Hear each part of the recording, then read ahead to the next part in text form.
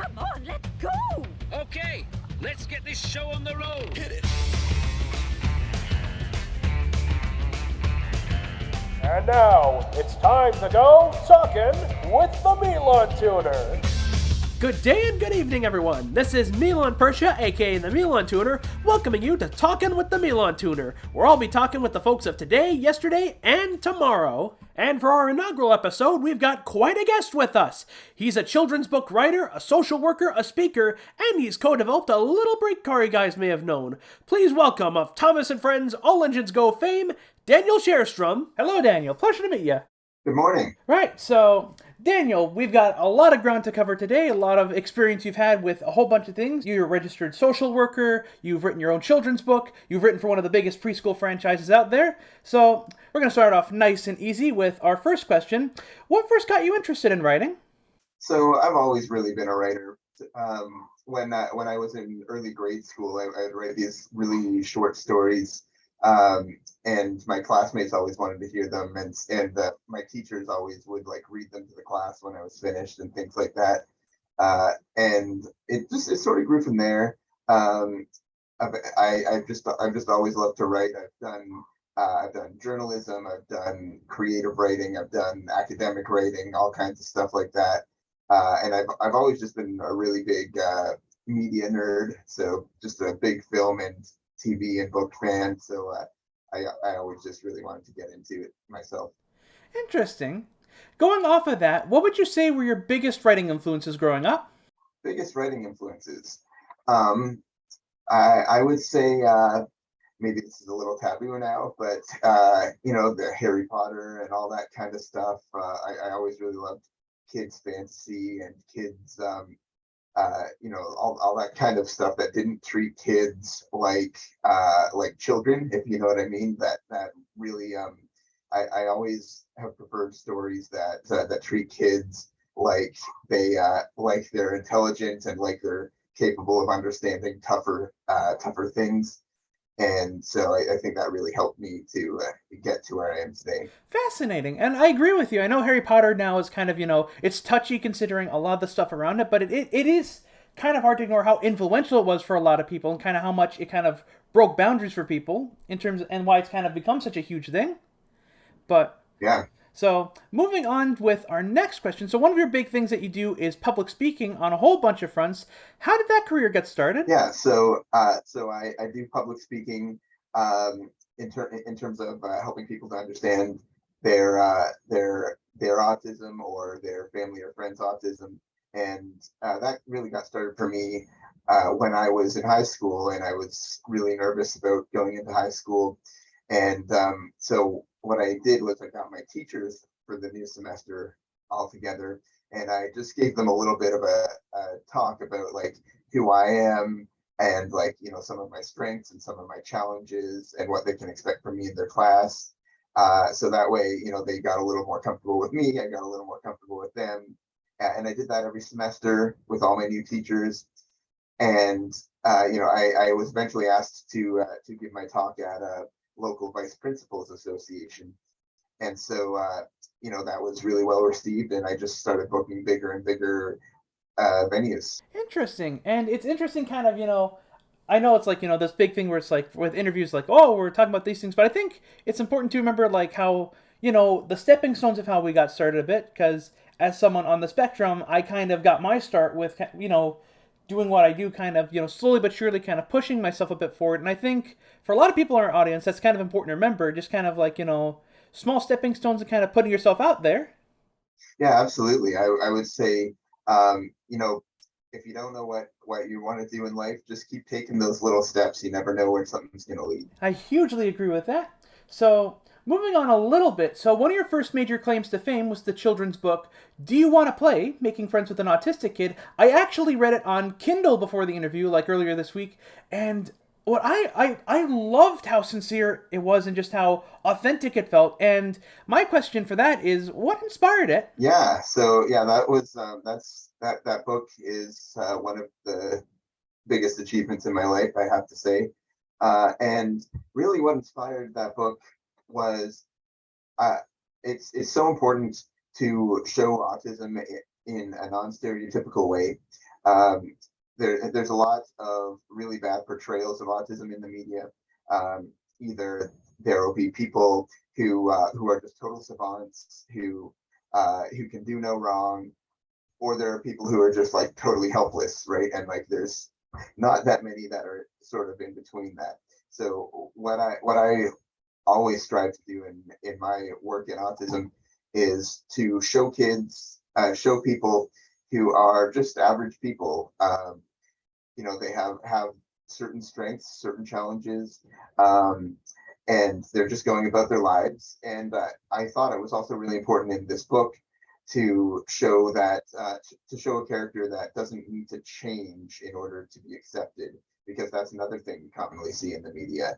Whereas my character Dylan in this book, he isn't interested in, he's doing what he wants to do. He doesn't want anyone to just come and change him. So the other character Jamie, he only really starts to become friends with her when she starts doing the things that he wants to do. So I thought that was really important. And I hugely agree with that. That was one of my favorite aspects of the book, personally reading it, because, we're so used to, as, for people on the spectrum to kind of be like, we've got to change to be, this or that. So kind of having that sort of message was just really refreshing to see. And another thing that was really refreshing to see was the look of the book, this sort of watercolor cutout kind of hybrid. So what were your goals for the look of it, and how did you find its illustrator? I believe I'm saying this right.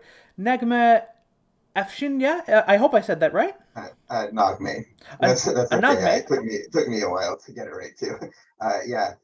So I wrote the book when I was doing a children's media program at Centennial College, and I didn't have any real plans to publish it at the time. It actually started out as an assignment, but I just grew to love it so much that I ended up pursuing it.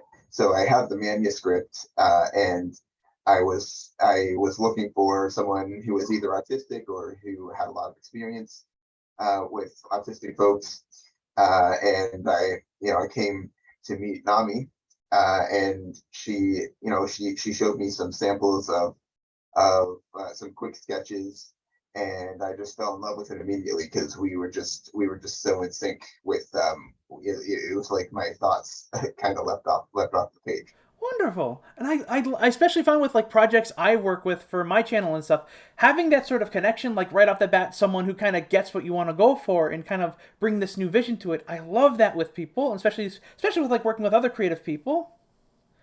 So another thing I noticed that I'm not sure if I got this right or not, but it seems like you published this yourself on Amazon and a few other platforms. And so my question is, in an age of increasing indie works in the entertainment and publishing world, what was it like publishing the book on your own? It was a lot of work. People think that kind of thing is really simple. I tried actually reaching out to a bunch of publishers beforehand, but I couldn't get any interest, sadly. But when I did publish it, I decided to self-publish. It was a big step. It took quite a long time to get it ready. I had to decide what the platform would be, how I would do it. I didn't want to have to, print up all kinds of copies myself and ship them out and things like that. So Amazon's self-publishing platform was really helpful because they handle that for you when someone orders it. But yeah, it's been a learning curve in terms of marketing, in terms of in terms of getting the word out there. But the response to that book really buoyed me, and I think encouraged me to keep pursuing my writing. And that's great to hear. And I think it's also great for our audience to kind of learn, because I know a lot of people and a lot of my friends, they're kind of trying to figure out their own stuff. So kind of knowing about this stuff and knowing how to do this sort of stuff, it's just like really inspiring to see, especially as someone who has published his own book for my own channel. So, okay. So moving on to, I think, the one our eager beavers in the audience are going to be excited to learn about. So your big claim to fame right now is working on Thomas and Friends All Engines Go. And of course, as some of you know, in our audience know, working on a little brake car named Bruno, who I actually have right here in toy form. Me too. Hey, that's the same one too. I think the diecast, if I'm not mistaken. Yeah. So I guess starting off in the Thomas category, How were you first approached to write Bruno, and what was it like to take on the mantle of one of the new lead characters of Thomas and Friends? Yeah, so funny story. So I had one of my Facebook groups one of my Facebook writers groups. I was browsing in around early 2020, and I just see this post that says it's just from a large children's media company looking for an autistic writer to help with one of their legacy children's brands, is the way that they put it. So, I didn't have much experience, or I didn't have any experience really, but I had that children's media education, and I had some writing samples and things like that. So I figured, what the heck, I'll send some stuff in. And then like a few months later, they get back to me and they tell me, yeah, that children's media brand is Thomas and Friends. So I was like, oh, okay, no pressure there then. Yeah, so that's how that got started. And then basically what they had to begin with was they basically had a very bare bones idea. So he was gonna be named Bruce at the time, not Bruno. And they knew they wanted him to be autistic, and that he was going to be a break car and a few other things. And so they brought me on to kind of flesh that out and really develop his personality, and his relationships with the other characters, his little quirks and interests and all that kind of thing. And then we took all that to the Autism Self-Advocacy Network and Easter Seals, who were also consulting on the project. And we really fine-tuned it, and then we got to writing some episodes, and it's just kept going from there. Oh yeah, because I remember on the interview you did with Fowler over at the All Engines Go Wiki, I remember you mentioning Bruce, because that was, I think, something one or two people, I guess, maybe mentioned, and it was like, so before Break Car Bruno, we almost had Bruce the Caboose, I guess. Well, he was. I've heard that he was going to be called Bruce the Brake Car, but some people were, I guess, just because it kind of rhymes and stuff. Some people were calling him Bruce the Caboose, but he was always going to be called a brake car, just because I think, just to stick with sort of the UK type of language, because that's where the show is originally from, right? But yeah. Yeah, because I think over there they call it brake vans, so it's like, it's kind of easier for the UK dub a little bit. So Yeah. that took care of most of the next question I was going to ask. What was Bruno, like, what kind of sparked the name change? But what was Bruno like early on? Was there any major ideas that were kind of tossed around a little bit and then kind of retired over time? Not really, to be honest. Mattel has been a very, very flexible and open to whatever we thought was a good plan. They really wanted to do Bruno right. I was worried that they wanted to do maybe just check a diversity checkbox, but that turned out to thankfully really not be the case. Probably about 98% of what I put in that initial document ended up making it into the character. And then, of course, the other consultants added some things as well that sometimes we go back and forth on things, but we always make sure we leave it at a point where we agree on. So yeah, I mean, it's really been like the way that our vision was for the character. That's really how it's turned out. Fascinating to learn, and I'm really glad that was a major priority for Mattel, because I've noticed with a couple productions, we're getting a lot better with diversity and stuff, but there's been one or two where it's kind of like it hasn't felt as authentic. So, and that's one of the reasons I've been really enjoying the Bruno episodes we've gotten so far, even when he's in a smaller role like Percy Disappears or Trying to Half Milan. Like he's we still get a good sense of character out of him, and it doesn't feel like, oh look, this character is autistic and that's all you need to know about him. It's like he feels very we wanted to make sure, we really took care to make sure that he wasn't just autistic, he was also a character. That he has like all these autistic traits, but he also just has a lot of things that are just like specifically Bruno, because that you're right. A lot of the time they just a lot of places will just say, hey, look, here's an autism, and call it a day, and we really wanted to avoid that. And bless you guys for doing so. Again, I've been really enjoying the episodes that we've gotten with Bruno so far. I especially love his character. Like, I love that, like, again, that it's not like a standout thing, and that he has his own personality, and that sometimes he can mess up a little bit, so he feels like an actual character, and not just, a quick toy or just kind of like a quick diversity check. So, I guess moving on from Bruno for a little bit. So, the first script that you did for the series, if I'm not mistaken, was the penultimate Season 1 episode, Skiff Sails Sodor. What was the process behind the episode? Was there a Skiff episode kind of in mind, or was it sort of a plot you kind of had in mind when you were starting out? So the way it works is they will have a series of what's called springboards or premises that all the different writers, contribute to when you have an idea for a story. And then they will assign when there's one that they want to do, they'll assign it to a writer that they think is appropriate. And I think for me, I think they wanted to have me do an episode for Season 1, even though I was mostly being brought on to help with Bruno. So they, I guess they chose that they wanted to have an episode about Skiff, so they gave me that one.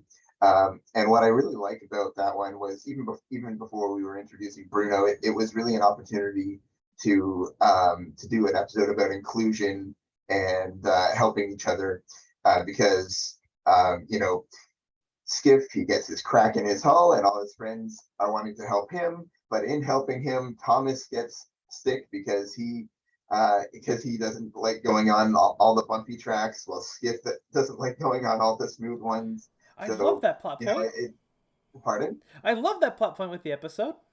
Yeah, it's So we really wanted to show just another example of being inclusive and how everyone can still have fun and making sure that everybody's still included. Yeah, that was another one of my favorites from Season 1, and I love kind of like how everything kind of tied together. I love that. I didn't even think about the diversity thing with the others trying to help out Skiff and make things more comfortable with him.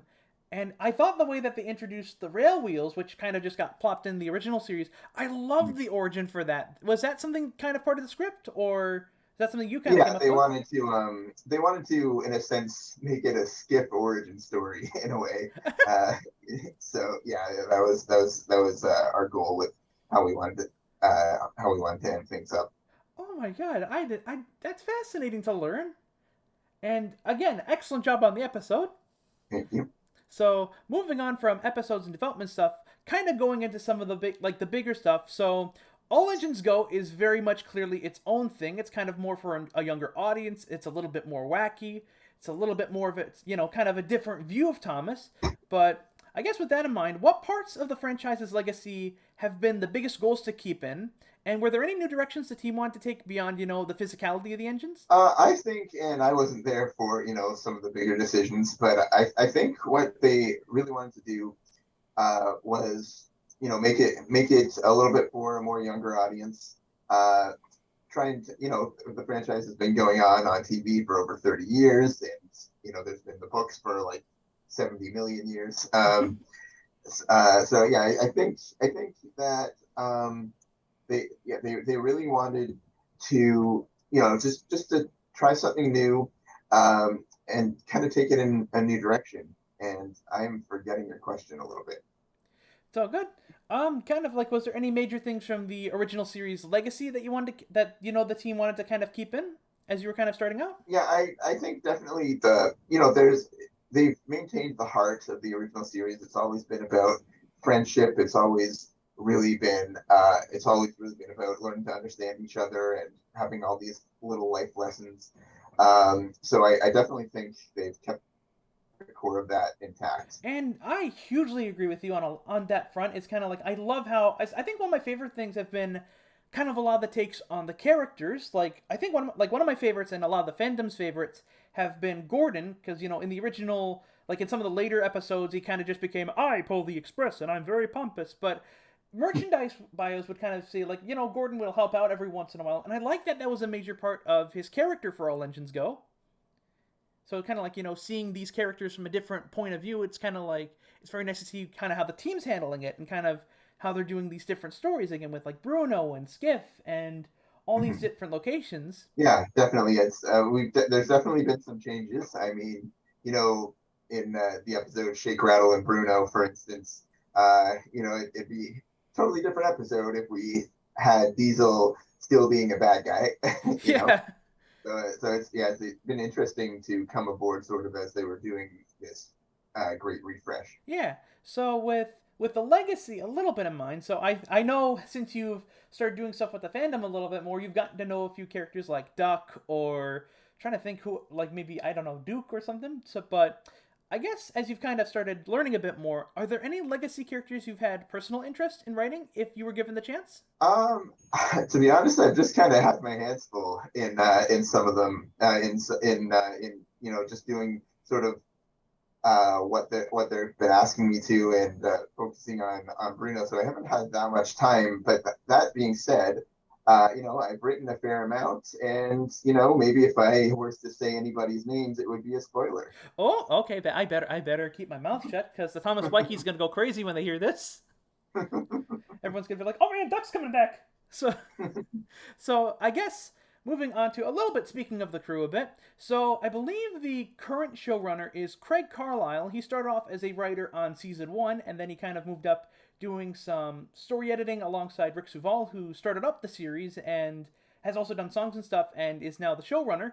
What's it like working with them? Yeah, Craig's he's the head writer on the show, and he's great. He was on Bluey before, and he's done like all kinds of other great stuff.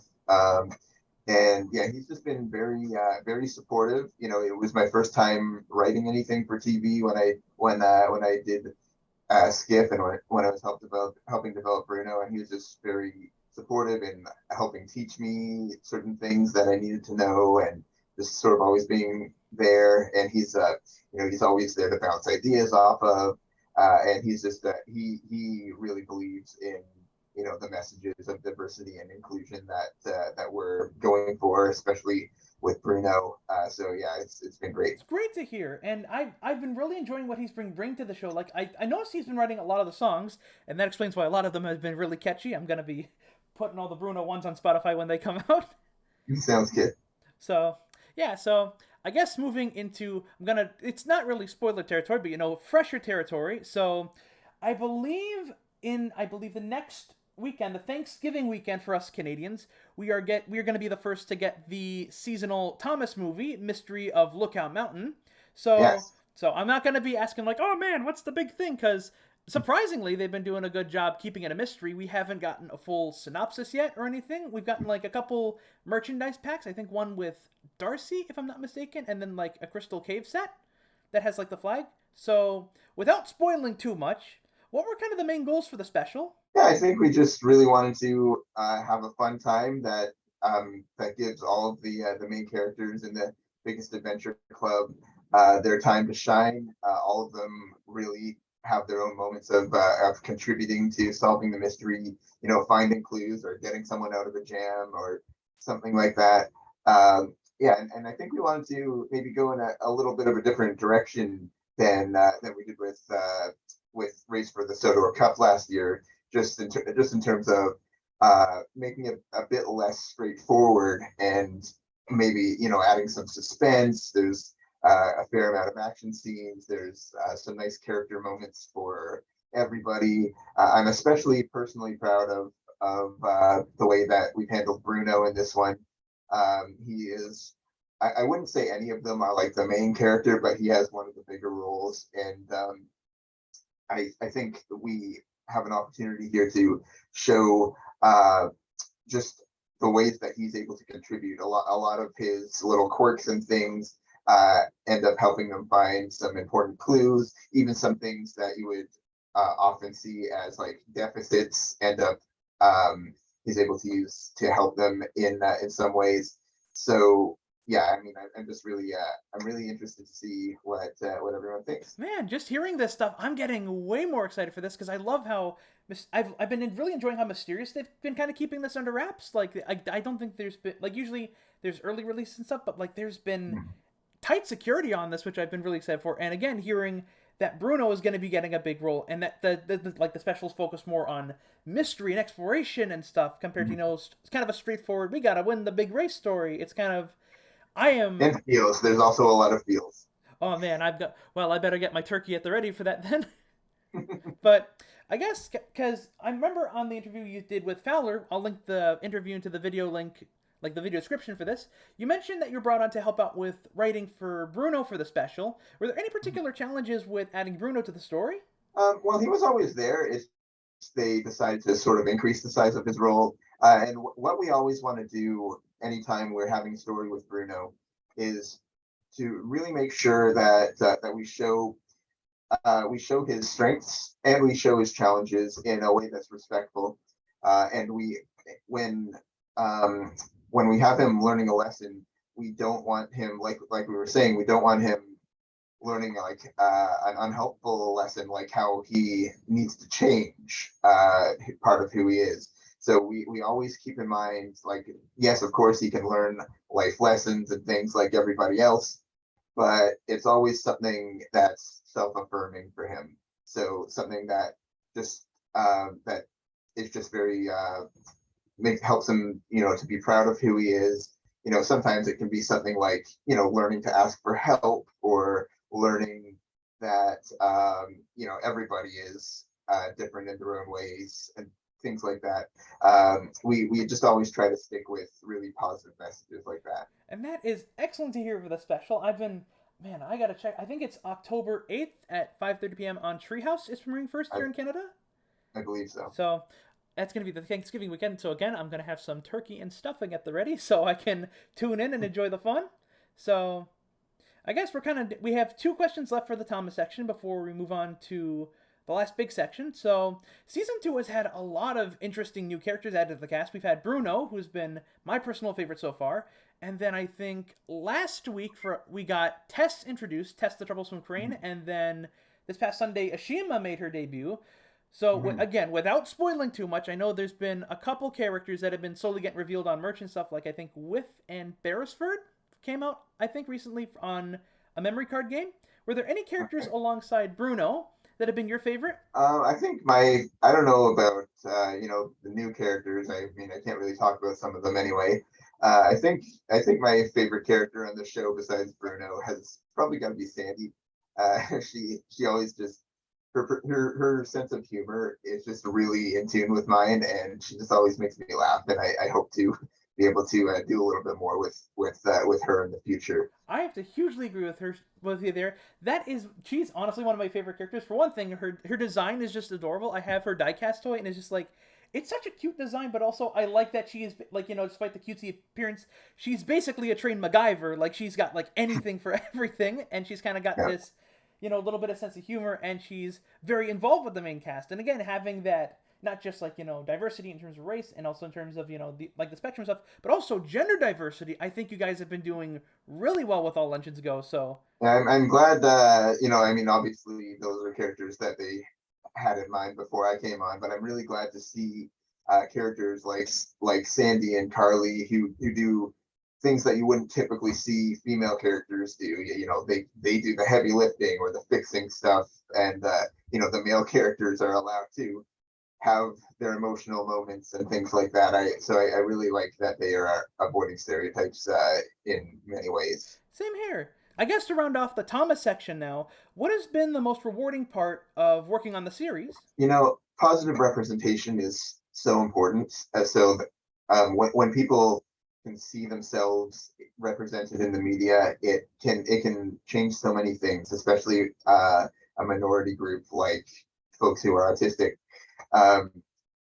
Seeing yourself represented on screen in a thoughtful and authentic way can really address the tragic mental health crisis that there is in the autism community, because there's so many people who've never really met another autistic person, and they don't see autistic characters that much in the media, and so they think they're weird, or they think that they don't belong, or that they need to change, or something's wrong with them. And that leads to a lot of depression, extreme anxiety, and worse. And I know for me, I didn't actually see any autistic characters in TV or film until I was like 17, and when I did, it was like the biggest thing ever for me. And so I just think that the opportunity to help introduce a character like Bruno to such an iconic show that already has a huge following among autistic people, really, I think it can have the potential to change some lives. And the feedback that I've received from people since we revealed him about how they feel seen and they feel validated and understood because of characters like Bruno is just really great. And that's just been so special to me. And that is excellent to hear. I've been really appreciating what you guys have been doing with All Legends Go. It was kind of like, it was something I was a little worried about at first, because it's like, oh man, it's this new Thomas. I'm not sure if it's going to be great, but it's like, especially, I watched the whole of season 1, seeing how the show's been evolving, the heart and the work you guys have been putting into it. It's been amazing. And with what we've seen from season 2 so far, and especially learning about the Mystery at Lookout Mountain movie, I'm just really excited to see where this kind of goes, because it is a fresh take on Thomas, and it's clear that the team behind it does genuinely care for it. Yeah, definitely. And I think with season 2, we're season 1, obviously we loved, and did very well. People liked it. I mean, you may have heard some controversy, but I think most people liked it. And I think with season 2, we being sort of emboldened to tell like some deeper, sort of more heartfelt stories. So I hope you guys look forward to that. And I definitely will be. So, but yeah, I'm really excited to see the rest of season 2 as it goes along, with especially as we get more titles revealed, and I can't wait for more Bruno as well. So great. So now that we've kind of gone through the Thomas sections, I've had a few other questions I've wanted to do before we start wrapping up. We've got a few left. So returning to your personal work, one of your major things is being a registered social worker, and also, being a bit of a therapist from time to time. What inspired you to take up therapy work, and what's your treatment approach? Yeah, so I am a registered social worker, licensed in Ontario, and yeah, that was a bit of a long journey. Actually, my mom always used to tell me that I'd be a good counselor, and I was like, yeah, but then I ended up doing this anyway. But yeah, I think one of the main things is in everything that I do, I just find inclusion and understanding of autism to be so important, because, like we said, there is such a mental health crisis, and a lot of the therapists and doctors and things that we do have, despite their good intentions, they usually work from what's called a medical model, which is seeing the autism as like a sickness or a problem, and we care about the child in spite of all that, and here we're going to try and fix you, what I mean? Mm-hmm. And that's just extremely harmful. I mean, yes, sometimes there are challenges that autistic people have that they need to work on, but I mean, everybody has that. But what I like to, what I do is I work from what's called a strengths-based approach. I use a form of therapy called positive psychology, which basically is the science of happiness, essentially, which is helping people to understand their own strengths and challenges and understand what they want from life, and working on how to get them there, using the tools that they have instead of trying to reshape them to fit some predetermined mold. And that's always been really important to me, whether that's in my my social work or whether that's in my creative work. We do the same thing with Bruno. So he is a character who he knows that he has value. He is mostly a pretty confident guy, and he can struggle with certain things like everyone, but he never is forced to change who he fundamentally is. He just has his role, and he is very good at his role. He is the one that he's the one that Thomas comes to when he needs to consult on something, or he's the one that can tame Diesel or Kana who are running wild. Like, he's very good at his job, and he's very confident in who he is, and we always thought that's very important. And that is just incredibly great to hear. I've had therapy a couple times in my life, kind of like when I was in high school and stuff, and it kind of felt like with a lot of the people I was kind of with, I didn't like the connection kind of wasn't there. So kind of knowing that like with your work that you kind of understand what certain people are going through and kind of how you're able to treat that gently and not treat autism as like a sickness or something. It's just like it is the most reassuring and just great thing to hear for like future generations, especially because my parents didn't kind of have that when they were growing up. So it is just like it is incredibly great to hear that stuff with your approach. I'm glad. So moving on a little bit, so another group that you're part of is Chilling on the Spectrum, which I believe is a support group, right? Yes, I'm the facilitator. Yes. So what led you to joining that and becoming a facilitator? So my practice that I work at, the agency that I work at, Dory Zenner and Associates, is an agency that is exclusively dedicated to autistic clients and doing strengths-based approaches, like I said, different kinds of them. So I specialize in the positive psychology, but other people do it different ways. But one thing that autistic people often find very helpful, like I said, many of them have never met another autistic person in their lives, or don't know that much about it, or they think they're weird. So one of the best things you can do in terms of therapy is simply to introduce people to other folks around their age who are going through similar things. And so we wanted to make Chilling on the Spectrum, my co-facilitator and I wanted to start this group that it's a weekly group. We get together, we talk about a given topic, and sometimes we just have social nights where we just play some games or something like that. And people have really responded to it. We've had folks who were really not receptive to being autistic and hated themselves and things like that. And over time, coming to the group, they've come to accept themselves a little more. So that's been really gratifying. And that is just wonderful to hear. It's also really great because it's like hearing a lot more about this stuff and kind of learning your other types of work, and again seeing how that applies to everything else in your career, like whether it's like writing books or writing for TV, and how that kind of and like that sort of positive affirmation and that kind of stuff kind of spreading with all of your work. So with that kind of in mind, how would you say the landscape has changed for neurodivergent people as we've come to increasing understanding and support for them? Yeah, great question. It's definitely improved. We have a long way to go still.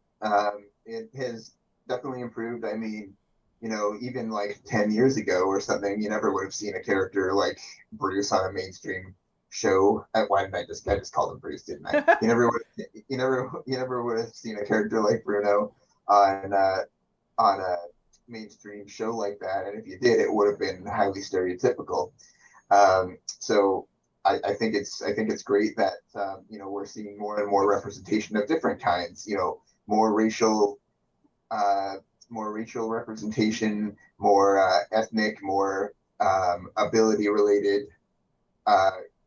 LGBT. Peppa Pig just came out with a character who has two moms, and I think that's great. Oh yeah. And I just think that the more that we can represent the world that we see it in our everyday lives in the media, the more we can normalize all these different things. That the better the world will be, really. And that's excellent to hear kind of that perspective too. And I hugely agree because again, when my parents kind of found out that I was autistic, they didn't have too much material to work with. Like they're, a lot of the books are very dated, and in my case, they were told like, oh, your son might not be able to talk ever again. And here I am, having just celebrated the 10th anniversary of my YouTube channel, where I do a lot of the voice acting. So. Yeah, that's so great. I'm so happy that you're able to do all that stuff. And yeah, like I said, like a lot of these doctors and therapists and stuff, they really don't know what they're talking about. And now some of them are getting better. Some of them, let's just say, aren't.